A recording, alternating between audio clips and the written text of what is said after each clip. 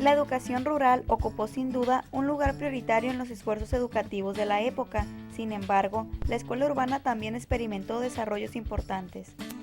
El 30 de diciembre de 1925 se firmó el decreto que creaba la escuela secundaria con un afán aparentemente popular.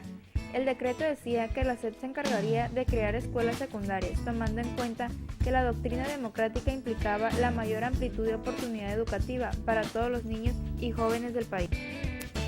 También en estos años se fundaron 10 escuelas normales regionales y se organizó la Escuela Nacional de Maestros. De igual manera, se inauguró la enseñanza radiofónica. ¿Sabías que era la primera vez que se utilizaban los medios de difusión masiva con propósitos específicamente educativos? Orientaciones regionales y nuevas ideas educativas.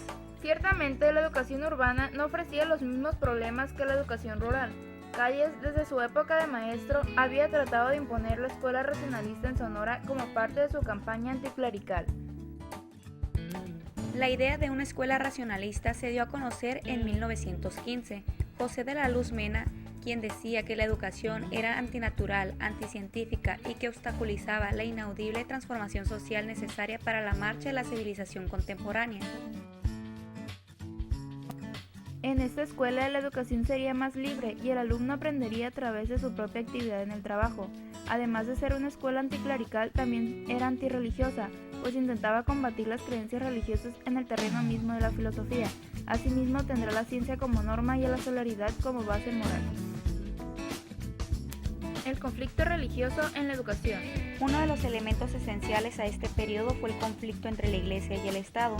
Ya desde los años de Congreso Constituyente de 1917 se había pensado en que la educación oficial debería excluir toda enseñanza religiosa.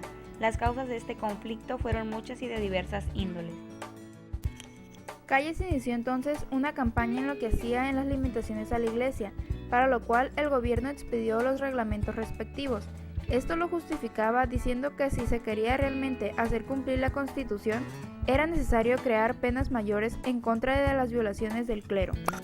El 14 de julio de 1969, el Comité Episcopal aprobó un proyecto de boicot económico en contra del gobierno, propuesto por la Liga Nacional Defensora de la Libertad Religiosa, en la cual se proponía, además del boicot económico, la abstinencia total y la definitiva de concurrir a las escuelas laicas. El boicot tuvo efectos inmediatos. Como resultado del primero de ellos, muchos niños dejaron de asistir a las escuelas oficiales. Sin embargo, el clero y los padres de familia organizaron e instalaron escuelas clandestinas, pero no cabe duda que los dos últimos fueron los más importantes. La lucha entre la Iglesia y el Estado se dio por terminada a principios de 1929, mediante los llamados arreglos, cuando el periodo del presidente Calles había concluido. Estos arreglos representaron la terminación formal de la lucha, pero no resolvieron el conflicto y pronto se reiniciaron los enfrentamientos.